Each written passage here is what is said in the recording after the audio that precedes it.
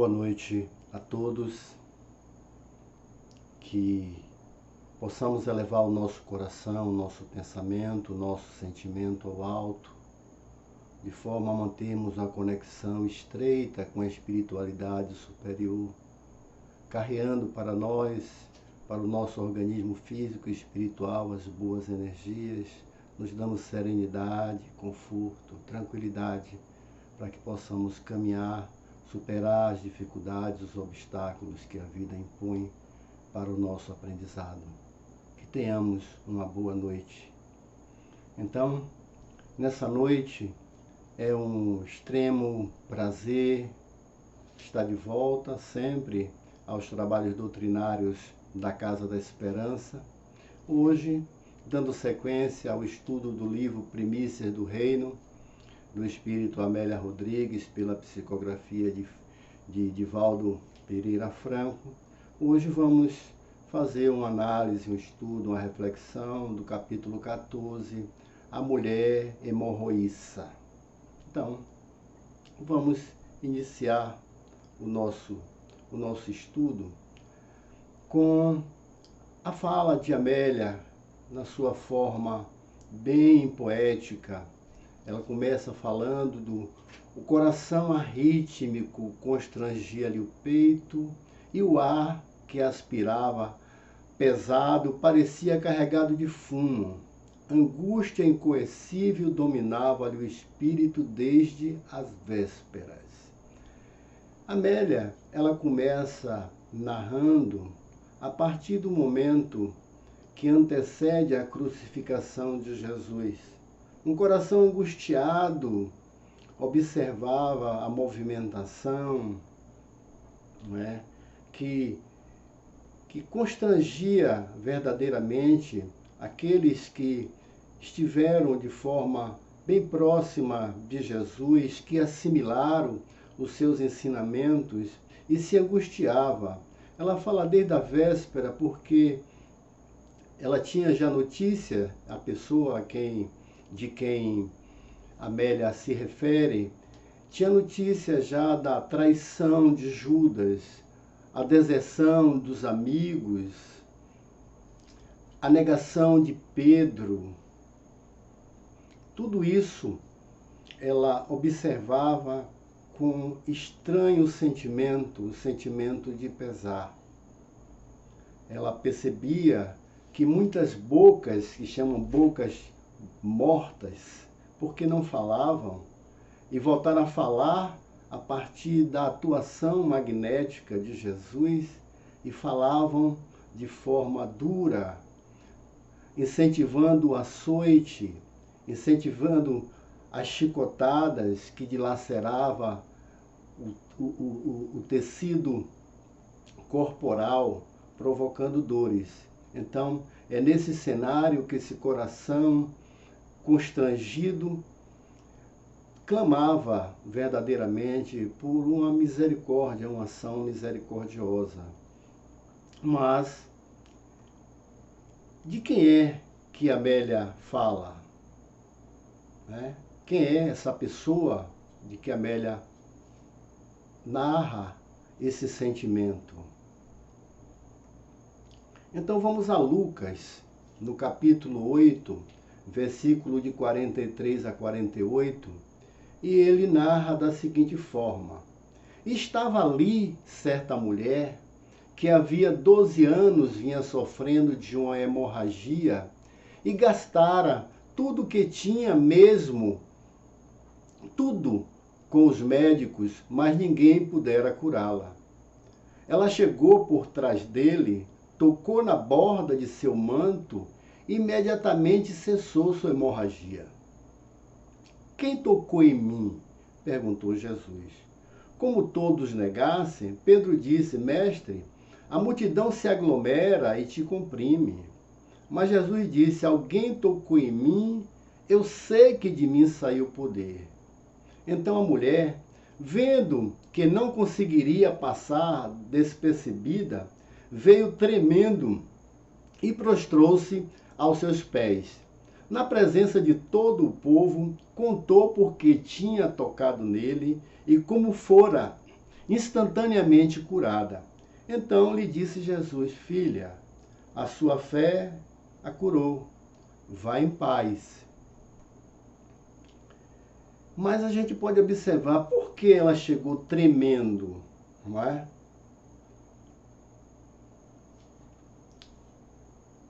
Porque se ela sofria de uma doença, de uma hemorragia, todos que circundavam Jesus sofria de algum mal.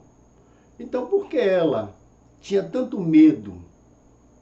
Por que tremia tanto? O receio de ter sido descoberta.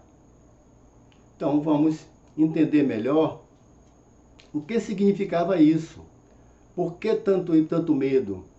Então, no livro Levítico, o terceiro livro do Velho Testamento, no capítulo 15, no versículo 19, ele traz a seguinte mensagem: mas a mulher, quando tiver fluxo, e o seu fluxo de sangue estiver na sua carne, estará 7 dias na sua separação, e qualquer que a tocar será imundo até a tarde.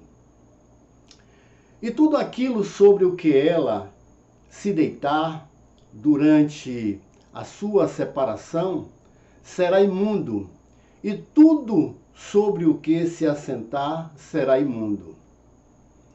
No versículo 24 diz: e se com efeito qualquer homem se deitar com ela, e a sua imundícia estiver sobre ele, imundo será por 7 dias. Também toda a cama sobre que se deitar será imunda. Também a mulher, quando tiver o fluxo do seu sangue por muitos dias, fora do tempo da sua separação, ou quando tiver fluxo de sangue por mais tempo do que a sua separação, todos os dias do fluxo da sua imundícia será imunda, como nos dias da sua separação. Então, a gente agora compreende o que passava essa mulher. Segundo Lucas, já havia mais de 10 anos que ela sofria com essa hemorragia. Então, ela era segregada, ela não era recebida, nem tocada, não tinha amigos, não tinha ninguém próximo dela. Veja que situação de dor, de sofrimento, de isolamento. Então, havia razão no seu temor de ser descoberta por aqueles que circundavam Jesus. E tremia por ter havido sido identificada. Mas ela continua sendo chamada de uma certa mulher. Uma certa mulher. Mas no livro Mulheres do Evangelho, um livro do Espírito Estevão, pela psicografia de Robson Pinheiro, ela é denominada de a Dama da Fé. E a gente vai entender por que a Dama da Fé. O Espírito Estevão conta um pouco da história dessa certa mulher. Diz que ainda criança, em torno dos 10 anos de idade, ela convivia com a sua mãe, com o seu pai, e a mãe, acometida de um adoecimento, de um mal, veio a falecer. E ela ficou órfã de mãe. O pai, trabalhador, honesto, simples, desposou outra mulher, contraiu novas núpcias, mas essa mulher, de forma digna, adotou essa criança e tratou de forma amorosa como se sua filha fosse. Mas, passado algum tempo de uma convivência feliz com essa madrasta e com o pai também, acometido por um mal, faleceu, deixando-a órfã de pai e mãe. Ela já beirava a idade adulta, mas muito jovem ainda sabia o manejo do tear, que foi a herança dos ensinamentos da mãe. Ela ajudava o pai, ela trabalhava confeccionando algumas peças, que vendia, que lhe rendia alguns recursos. Mas com o falecimento do pai, que era o provedor da família, elas entraram numa situação de penúria. Então trabalhavam a exaustão para conseguir algum sustento. E depois da morte do pai, como era natural para aquelas jovens, a esperança era ser desposada por um homem, constituir uma família. Então, de certa forma, buscava o sustento que era da cultura da época, os homens manter as famílias. Então ela aspirava por um casamento feliz. Mas aí, nesse momento, mais um baque, né, na sua jornada reencarnatória, que surge a hemorragia. Então, uma hemorragia praticamente incurável, deixa ela completamente isolada. Aí ela fica verdadeiramente sem ninguém, não é? Buscando arregimentar recursos para uma possível cura, na esperança de que encontrasse um médico, um curandeiro, alguém que lhe ajudasse. E depois de esgotar todo o recurso financeiro, ao restante da saúde, as energias, procurando de cidade em cidade, aonde ela tinha uma notícia que poderia existir alguém com o conhecimento necessário para ajudar a promover a cura do seu corpo, ela se deslocava, ela caminhava, ela ia até esses locais, mas sem nenhum sucesso. Por último, ela ouviu a notícia de um certo Galileu que promovia curas em todos os locais que passava. Então ela ia buscando a notícia de onde ele ia estar, ia caminhando, buscando encontrá-lo. E numa determinada cidade, quando ela vem caminhando, ela percebe o burburinho. Então, o burburinho, os pensamentos difusos, uma força estranha lhe atrai. É como se alguma coisa lhe buscasse, lhe atraísse, lhe puxasse para determinado lugar na cidade. Mas ela ainda muito confusa, ela se aproxima e a força se faz mais intensa, mais intensa. E ela, na sua perturbação, ela fala assim, não sou merecedora de seu olhar. Ela pensava ainda já no meio do povo. Contudo, sei que dele emana a força curadora. Veja que, além da sensibilidade, né, ela tinha essa convicção, a sensibilidade, porque ela sentia desde de distante a atração, a energia que ela buscava, a energia, o campo magnético de Jesus já alcançava ela, e ela já se sentia mobilizada. Contudo, ela diz assim, contudo sei que dele emana a força curadora. É uma convicção que ela tinha. Então, ela se aproximando mesmo à multidão, impedindo, e ela o receio de ser descoberta, mas ela arregimenta o restante de força e se lança contra as vestes de Jesus. E aí vem a sublime frase de Jesus. Quem me tocou? Quem me tocou? E se fala que Pedro era um homem muito impaciente. E aí Pedro responde, vês que a multidão te aperta e dizes, quem me tocou? Como diz assim, fala sério, não é? Que você está querendo saber quem lhe tocou? Mas Jesus diz, alguém me tocou porque percebi sair de mim uma força. Então não foi um simples toque. Foi um toque diferente, algo diferente. Ele sentiu um impacto diferente. E ela, ouvindo a frase de Jesus, quem me tocou, ela pensa com ela: estou perdida, fui descoberta. A mulher, quando viu-se descoberta e foi tremendo, prostrou-se aos pés de Jesus e declarou diante de todo mundo, de todo o povo, o motivo por que havia tocado e como logo ficara curada. E Jesus volta a dizer, não, Jesus a gente está repetindo só, a partir da narrativa de Amélia: minha filha, tua fé te salvou, vai em paz.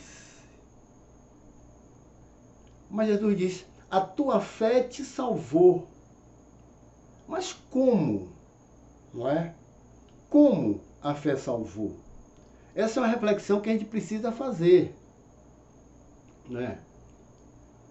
Primeiro, vamos entender. Ela, como num sprint final, numa corrida, ela regimenta o restante de forças que tinha e se atira contra a fita de chegada. A gente pode dizer contra a fita de chegada porque ela não toca em qualquer lugar das vestes de Jesus. Ela toca na orla, na borda do vestido, na borda da túnica de Jesus. Mas por que ela busca exatamente a borda? Exatamente a orla da vestimenta de Jesus, não é? Então vamos tentar entender o significado que isso tinha para os israelitas. No livro Números, o quarto livro do Pentateuco mosaico, no capítulo 15, versículo de 37 a 41, vamos ver o seguinte: o Senhor disse a Moisés: diga o seguinte aos israelitas: façam borlas nas extremidades das suas roupas e ponham cordão azul em cada uma delas. Faça isso por todas as gerações.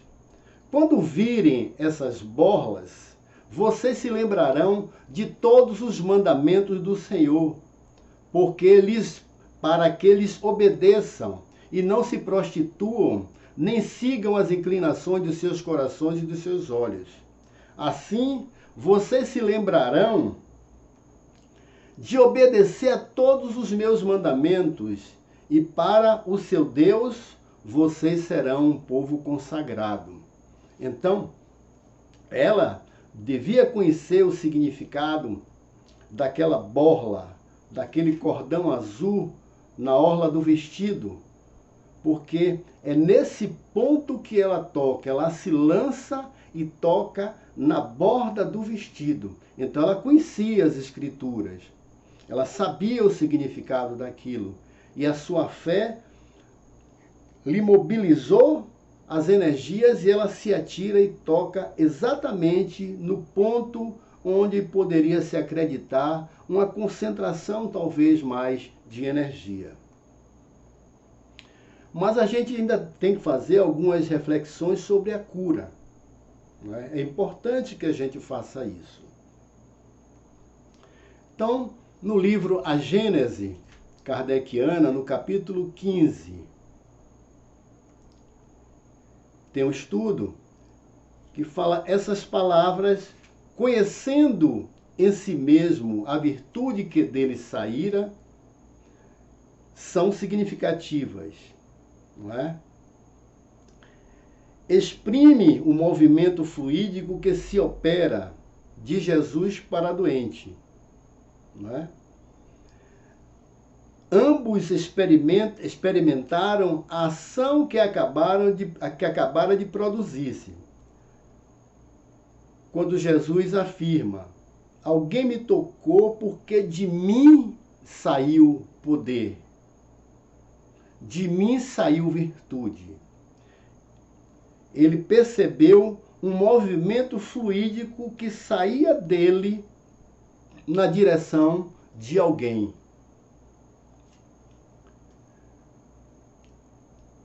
Vale a gente fazer lembrar aqui que Carlos Torres Pastorino, no seu livro Técnicas de Mediunidade, ele fala que o aumento da nossa energia, como a diminuição, causa uma sensação em nosso organismo. Quando se aproxima alguém com um tônus energético inferior ao nosso, a gente sente o impacto da energia fluindo de nós para ele. Assim como se aproxima de nós um espírito com um tônus energético elevado, quando ele se aproxima, a gente sente no organismo o impacto da energia que adentra o nosso campo. É de notar-se que o efeito não foi provocado por nenhum ato da vontade de Jesus. Não houve magnetização nem imposição das mãos. Bastou irradiação fluídica normal para realizar a cura. Então, a irradiação fluídica é o comum de Jesus. Era um gerador dinamizando energia em todas as direções, disponibilizando um campo de energia de cura para todos que ali se encontravam. Essa é uma cura que ficou conhecida porque se revelou, mas muitas outras foram obtidas e que ficaram no anonimato. E muitos outros não souberam usufruir ou não tinham a capacidade para usufruir ou não tinham o mérito para usufruir desse campo magnético de Jesus.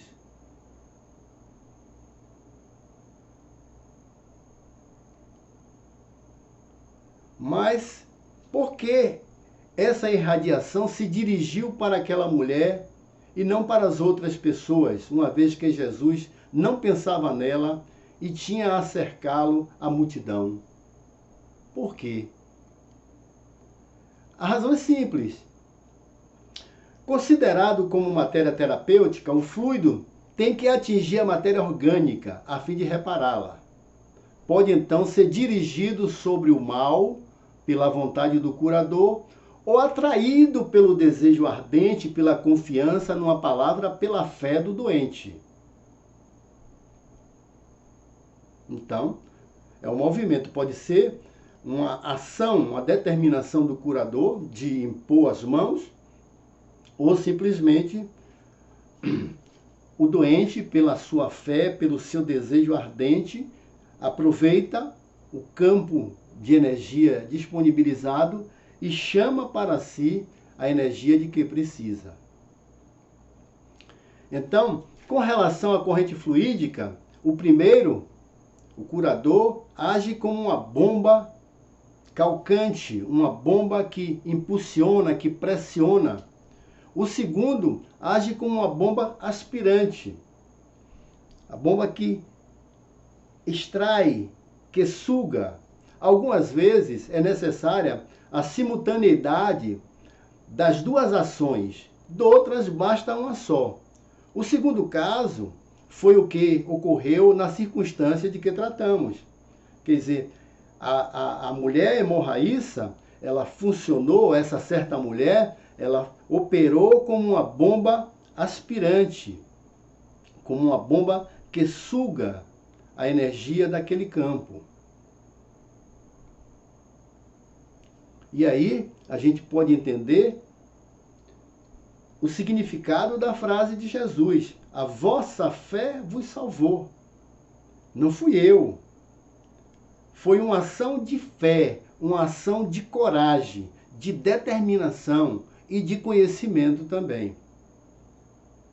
A gente há de entender que muitas curas que foi relatadas, que Jesus produziu, foram curas por curtos períodos e outras foram por períodos dilatados. Por quê? Porque para que se cure o corpo verdadeiramente, é preciso que a alma já esteja curada. E essa mulher, pela sua sensibilidade, pela sua coragem, pela sua determinação, pela sua fé, ela demonstra ser uma alma que já havia se curado. Só precisava agora a cura do corpo. Jesus tinha razão, verdadeiramente, em dizer: vossa fé vos salvou.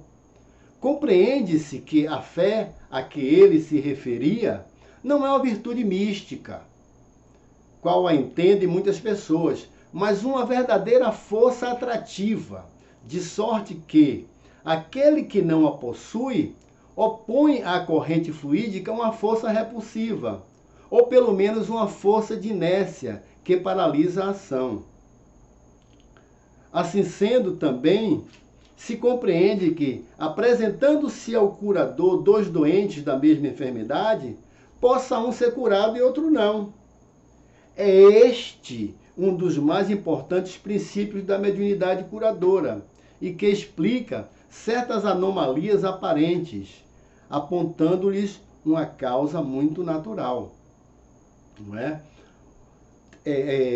Se compara a essas pessoas blindadas, não é? As pessoas que se tornam impermeáveis à ação fluídica, aquelas pedras abissais que estão nos fundos dos oceanos, mas que quando partida, dentro são ressequidas, não tem uma gota de água. Então, assim, muita gente que caminhou próximo de Jesus, envolvido num campo fluídico de um potencial magnífico de cura, não obteve a mínima cura, a mínima mudança, nem uma cura espiritual, nem uma cura moral, nem uma cura orgânica. Então, o Emmanuel, quando fala desses que se envolveram, né, no campo de energia de Jesus, ele fala exortados a trabalhar no livro Vinha de Luz. O sedento encontra nele as fontes da água viva, o faminto celeiro de eterno pão, os cegos de entendimento nele recebem a visão do caminho, os leprosos da alma o alívio e a cura. Todos os viajores da vida, porém, são felicitados pelos recursos indispensáveis à jornada terrestre, com a finalidade de se erguerem de fato naquele que é a luz dos séculos. Desde então, restaurados em suas energias espirituais, são exortados a batalhar na grande causa do bem. Você veja o quê? Que alguns, os que querem, encontram as suas necessidades. O sedento, água viva, o faminto, o eterno pão, os cegos de entendimento, a visão do caminho, os leprosos da alma, o alívio e a cura. Mas todos, depois de receber essas curas, são exortados a batalhar na grande causa do bem. Então, as curas, os benefícios produzidos pela presença, pela energia de Jesus, são convites ao trabalho no bem, à disseminação das mensagens evangélicas, não é? E essa certa mulher, a gente voltando a Amélia Rodrigues, ela disse assim: com a saúde viera-lhe igualmente a ânsia insopitável de vida nova. Recuperara a paz do corpo, mas perdera a paz de espírito. Mas como isso, né? Como? Recuperou a paz do corpo e perde a paz do espírito? Quer dizer, eu curo o meu corpo de uma doença e meu espírito fica aflito? Aí vamos voltar lá a Emmanuel, quando ele diz o seguinte, não é? Que todos os que obtiveram alguma forma de cura são exortados a batalhar na seara do bem. E a gente pode lembrar de uma música do Padre Zezinho, que é aquele Te Amarei, Senhor, que ele diz assim: Me chamaste para caminhar na vida contigo. Decidi para sempre seguir-te e não voltar atrás. Me puseste uma brasa no peito e uma flecha na alma. É difícil agora viver sem lembrar-te de ti. Te amarei, Senhor, te amarei, Senhor. Quer dizer, Jesus faz esse convite através da cura e coloca uma brasa no peito, uma flecha na alma. É por isso que Amélia diz, recuperou a paz do corpo, mas perdera a paz do espírito. Depois de conhecê-lo, encontrar a vida.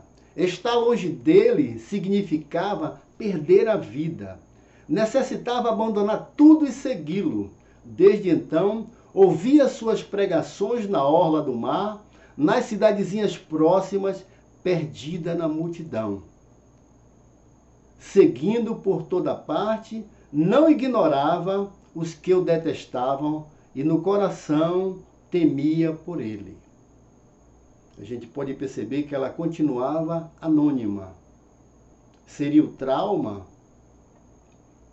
mas era o trauma de toda mulher, que os homens não permitiam que as mulheres se destacassem.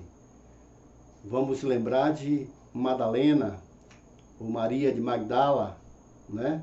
Como foi abafada o seu trabalho evangélico, a sua dedicação, caminhando com Jesus, ensinando, trabalhando, curando, mas isso ficou abafado. Por quê?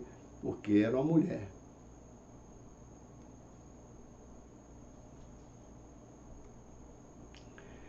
Então, Amélia volta agora aquele trecho anterior, inicial, quando ela fala do constrangimento, do coração apertado, do respirar com dificuldade. As maldições despertaram.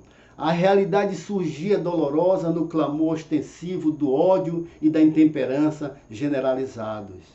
Aquela subida cruel da acra alquebrava-o sob o peso da cruz. Subitamente ele escorregou e caiu. Não se conteve. Tomou de uma toalha que trazia, alvinitente lisa, e correu-lhe ao encontro. Não tiveram tempo de fazê-la retroceder. Então, aquele semblante ensanguentado e dorido amargurava, envolveu a face no linho branco e enxugou-a carinhosamente. Então, nesse momento de tanta opressão, ela percebendo a angústia, a agonia de Jesus na queda, ela foi, como ela regimentou as forças e rompeu a multidão para alcançar a borda do vestido de Jesus, ela fez a mesma coisa, arregimentou as suas forças na fé e na gratidão e surpreendeu aos soldados e a multidão que acompanhava o martírio e atravessou a barreira e conseguiu envolver a face de Jesus no linho branco. E houve uma exclamação de estupor quando retirou a toalha. Nela se estampava o rosto dele tingido pelo sangue. E ela, vede, vós que passais, atendei-me. Era uma rogativa, pedindo misericórdia para aquele que ela conheceu e que, na verdade, reconheceu como intimamente esse sentimento de carinho, esse sentimento de amor, essa paixão não era uma coisa do agora, ela vinha de muito tempo. O pranto lhe embargara a voz. Quem é essa mulher? Quem é essa mulher, ainda sem nome? Mas se os evangelhos não trazem o nome, Atos de Pilatos, que é um documento apócrifo, ele traz um relato, quando ele fala da sexta estação da Via Sacra, quase nada é conhecido sobre Verônica, embora os Atos de Pilatos, considerado por muitos apócrifos, a identificam como a mulher mencionada no Evangelho de São Mateus, que teria sofrido uma perda de sangue. Então, era aquela mulher de lá, do Evangelho de Mateus, do Evangelho de Lucas, que sofria de uma hemorragia crônica e foi curada.